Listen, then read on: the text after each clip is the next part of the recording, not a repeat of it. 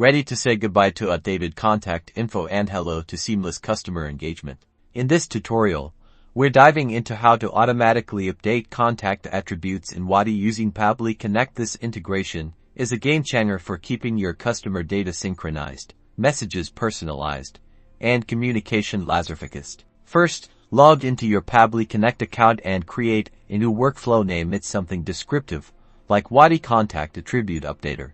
Next, select Wati as your trigger app. This means the workflow will start when something happens in Wati. Choose the appropriate trigger event. This could be new contact added or contact attribute updated.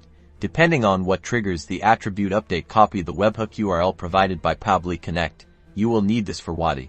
Now, head over to your Wati account, find the API integrations or webhooks section, and paste the webhook URL you copied from Pabbly Connect. Be sure to select all necessary contact attributes in the Wati settings. Back in Pabbly Connect, select Wati as your action app, then choose Update Contact Attributes as the action event. Now comes the magic: mapping. Connect the corresponding contact attributes from the Wati trigger to the fields in the Wati action. This tells Pabbly Connect which data from the trigger should update which attribute in Wati. Click the Test Request button to send a test update to Wati, which will ensure that the connection is working correctly. Finally, check your Wati account to confirm the attributes have been updated correctly. Once verified, activate your Pabbly Connect workflow, and you're all set to have your contact attributes updated automatically.